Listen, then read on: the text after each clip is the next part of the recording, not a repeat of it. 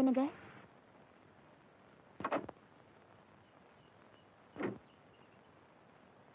நமஸ்காரங்க. நமஸ்காரம்மா.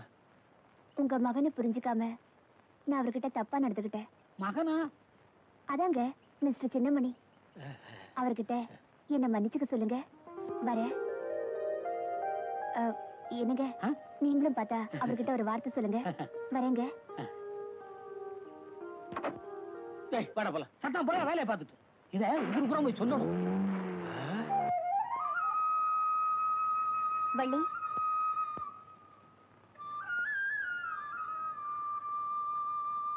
வள்ளி, உங்க அண்ணன் மனசை புரிஞ்சுக்காம நான் அவர்கிட்ட தப்பா நடந்துகிட்டேன். ஆனா இப்பதான் தெரியுது இந்த ஊர்லயே அவரை விட நல்லவர் வேற யாரும் இல்லைன்னு. அவருக்கு என் மேல கோபம் இருக்கும், அது நியாயம்தான். அதையெல்லாம் மறந்துட்டு என்ன மன்னிச்சிட சொல்லுமா.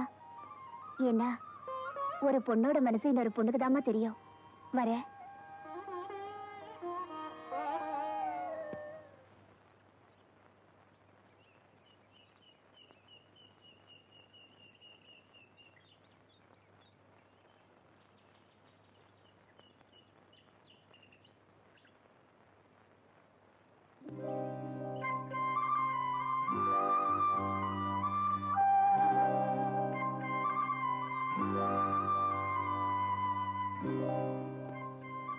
எதுக்காக எல்லார்கிட்டையும் உன்னை மன்னிச்சிருன்னு சொல்ல சொன்ன?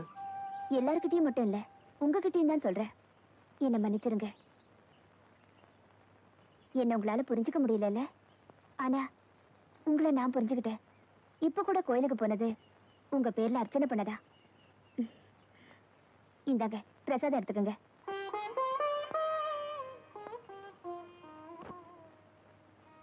மனப்பூர்வமா உங்களுக்கு என்ன பிடிக்கலன்னா இந்த பிரசாதத்தை எடுத்துக்க வேண்டாம். பிடிக்கலன்னு சொல்ல வரலீங்க. என்ன சொல்ல வந்தீங்க? சொல்லுங்க. இத பாருங்க, நீங்க காலேஜ்ல பெரிய படிப்பெல்லாம் படிச்சிருக்கீங்க. நான் எலிமெண்டரி ஸ்கூல்ல 3வது வரைக்கும் தாங்க படிச்சிருக்கேன்.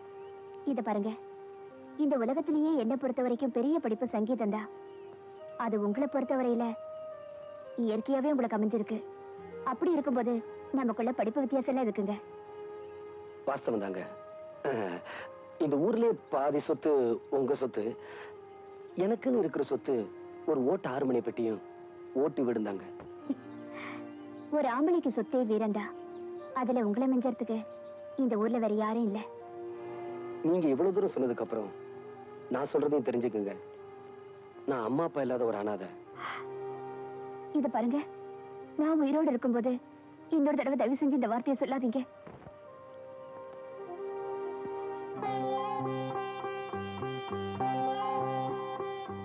இந்த குங்குமத்தை என் நெத்தியில வைங்க. சரி, நாளைக்கு நான் உங்க வீட்டுக்கு வருவேன். நீங்க நடந்துக்கிற விதத்துலதான் என் மேல எவ்வளவு அன்பு வச்சிருக்கீங்கன்னு தெரிஞ்சுக்குவேன். வரட்டுமா?